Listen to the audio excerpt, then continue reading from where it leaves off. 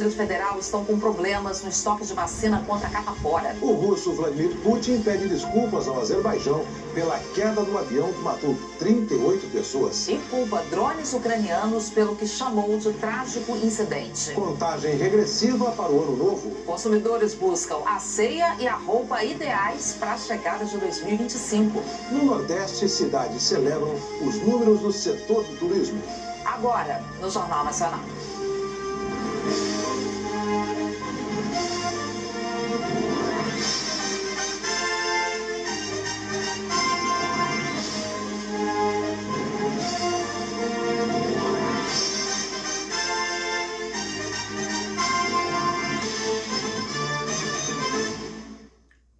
A falha no sistema de freios vem colocando em risco quem trafega em estradas pelo Brasil. Em Mato Grosso, de cada 10 caminhões parados na fiscalização, 5 têm problemas no equipamento.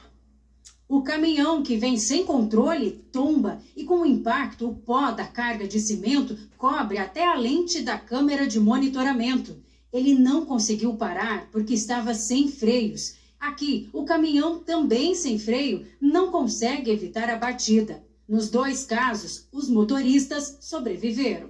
Os acidentes ocorreram neste ano na Serra de São Vicente, próximo a Cuiabá, um dos trechos mais perigosos das BRs 364 e 163, por onde é transportada a maior parte da carga de grãos de Mato Grosso. Para tentar evitar tragédias, a Polícia Rodoviária Federal e a concessionária, que administra mais de 800 quilômetros da BR-163, realizam uma operação com abordagens a caminhões antes de trechos perigosos. Depois que nós fizemos toda essa abordagem com o caminhoneiro, daí a polícia passa junto com o nosso técnico em manutenção a fazer a fiscalização do veículo. E daí mostrar para o motorista cada sistema, cada componente, qual a importância dele para que ele tenha uma viagem segura. Perdeu o freio aqui, ó. Então, esse freio está na garagem. Então essa roda aqui está sem freio. Está sem freio. O motorista diz que ainda não tinha visto o problema. Isso, é estrada de chão, barro, chuva, né? Desgaste, é uma ferramenta que está andando todo tempo, né? E não é toda hora que você entra embaixo para ver. Ele foi notificado para corrigir as falhas em 10 dias. Ele está seguro para seguir viagem, porém já é um indício de um desgaste além do normal. Então, por segurança, é feita essa notificação e ele tem que se apresentar após a correção do veículo, na PRF. A falta ou falha do freio é infração grave. As multas, que variam de R$ 103 até R$ 293 quando se trata de equipamentos obrigatórios. De janeiro a novembro deste ano, mais de 4 mil veículos de carga que passaram pela BR-163 foram abordados nessas operações. 59% tinham alguma irregularidade e foram retidos pela PRF. 53% estavam com problemas nos freios. É um problema que a gente realmente tem que trabalhar, tanto na prevenção como no trabalho aqui, de fiscalização e retirada desse tipo de veículo, principalmente próximo da área nossa crítica. Essas ações ajudaram a reduzir o número de acidentes envolvendo caminhões sem freio no Brasil. Foram 17% a menos no primeiro trimestre desse ano, na comparação com o mesmo período do ano passado. O número de mortes caiu 72%. Seu Eustáquio tinha uma viagem de mais de 700 quilômetros pela frente quando foi parado. Isso é a segurança de nossas vidas e de quem está na estrada conosco, né? Então a gente tem que se preocupar. Pelo menos dar uma olhada, se ver que está meio longe, você já vai chegar a faixa, né? Andar com segurança. Sempre pensar em voltar para casa. A Polícia Rodoviária Federal flagrou um motorista dirigindo um carro sem os 4 pneus por mais de 30 quilômetros na BR-153 em São Paulo. Ao ser parado perto do município de São José do Rio Preto, o motorista disse aos agentes que não tinha percebido nenhum problema no carro que foi apreendido. O homem estava com carteira suspensa, fez exame toxicológico e foi liberado em seguida.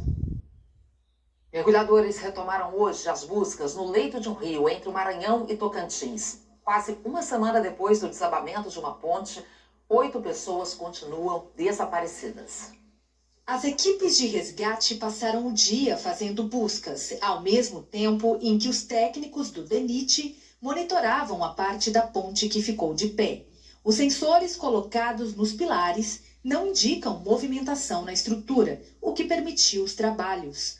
Mais cedo, os bombeiros que utilizam cilindros de oxigênio foram para a água.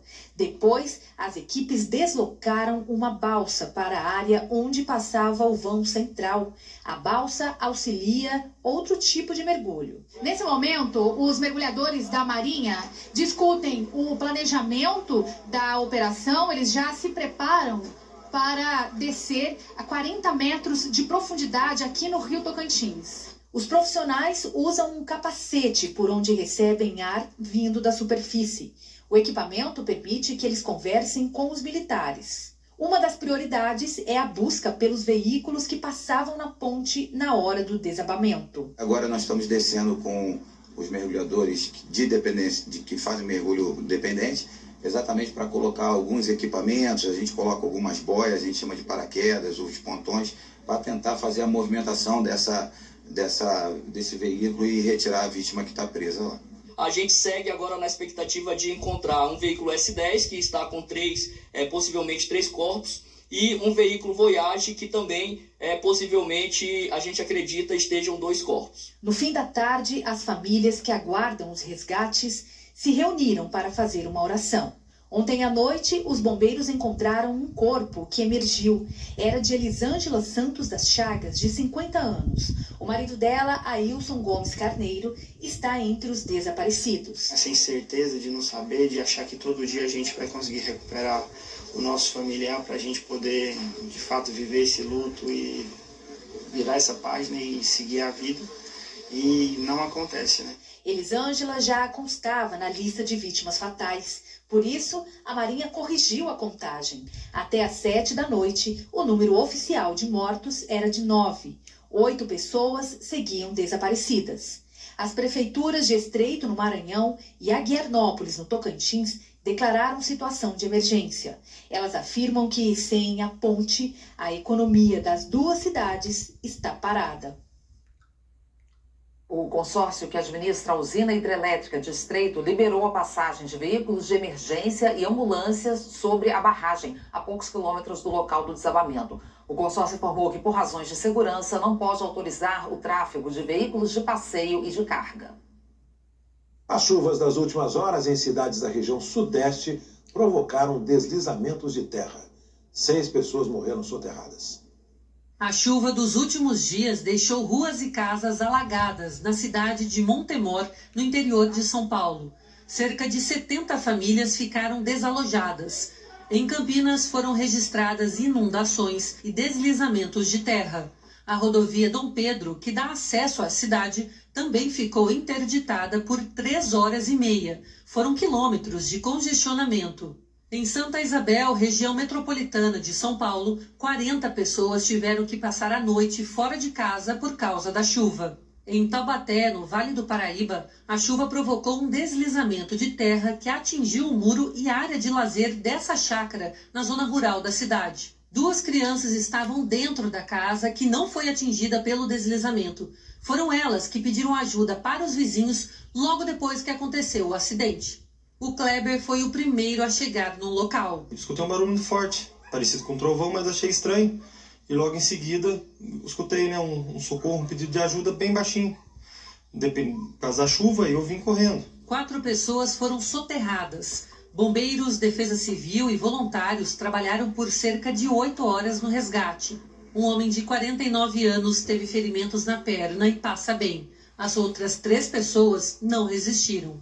Carla Círio Leite, de 38 anos, e o companheiro dela, Giovanni Matsuda, de 34 anos, e um amigo da família, Maurício Tavares, de 41 anos. Os corpos das vítimas foram enterrados hoje à tarde. Em Belo Horizonte, a chuva também provocou hoje o desabamento de uma casa.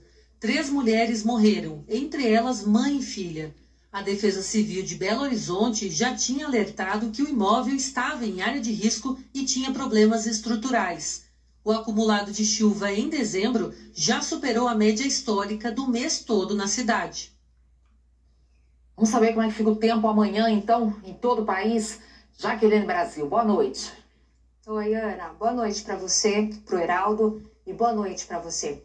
Amanhã tem previsão de chuva para grande parte do país. Será aquela pancada bem no estilo verão, que cai de uma vez, atinge um ponto e outro não. Como está quente a circulação de ventos úmidos, as áreas de instabilidade vão ganhando força, sobretudo na faixa entre o norte e o sudeste. É onde o corredor de umidade e a frente fria ainda condicionam a formação dos temporais. Como já choveu muito no sudeste, o Centro Nacional de Monitoramento e Alertas de Desastres Naturais mantém o risco alto para deslizamentos no Rio de Janeiro e em Minas Gerais e risco moderado em São Paulo. O alerta de chuva forte vale para essas duas áreas, da região dos Lagos, no Rio de Janeiro, até parte de Goiás e do Maranhão até o Amazonas. Pode chover bastante em Manaus, Porto Velho, Belém e São Luís, máximas de 29 e 30 graus.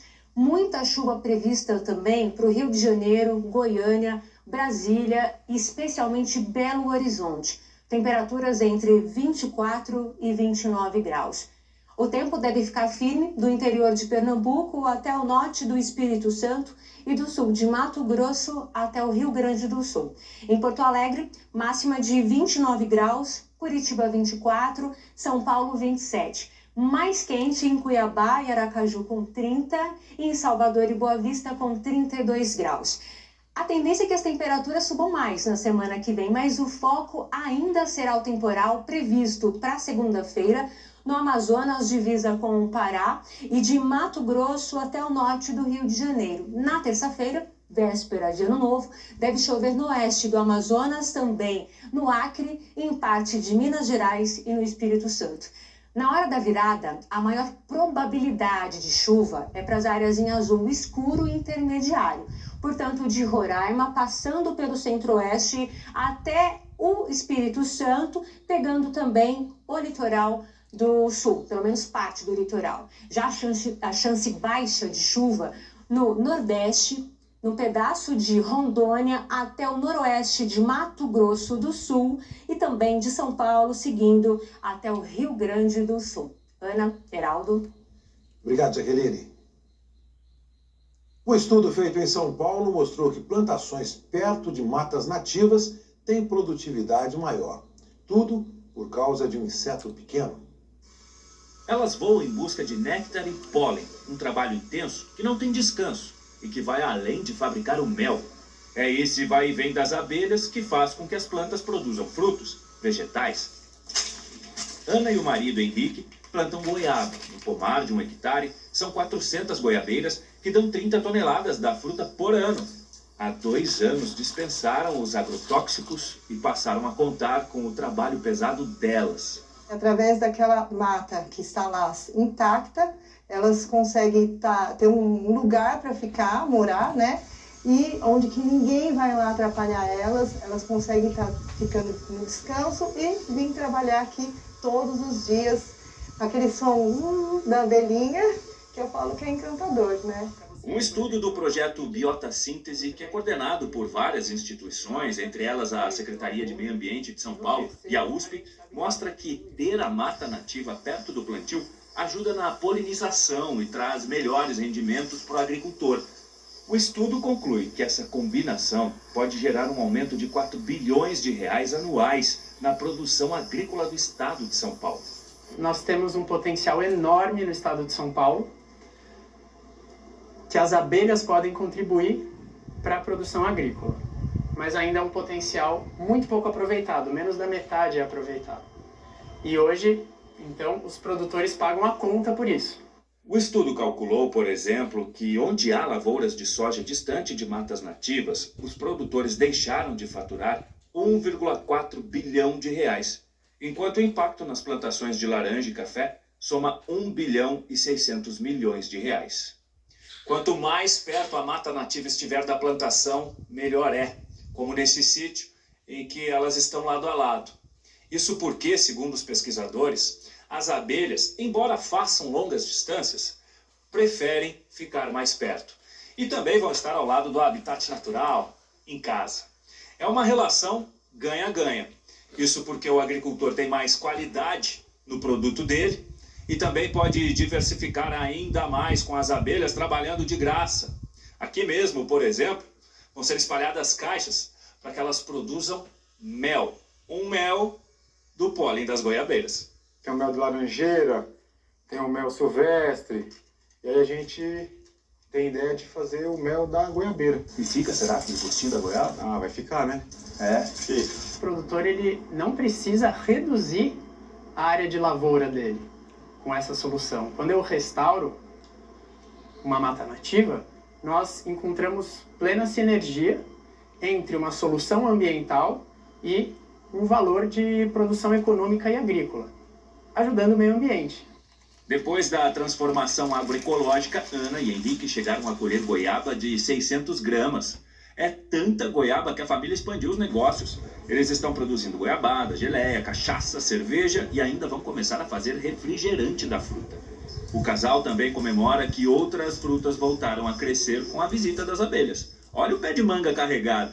É o equilíbrio da natureza que não descansa, produz e dá vida a todo um ecossistema.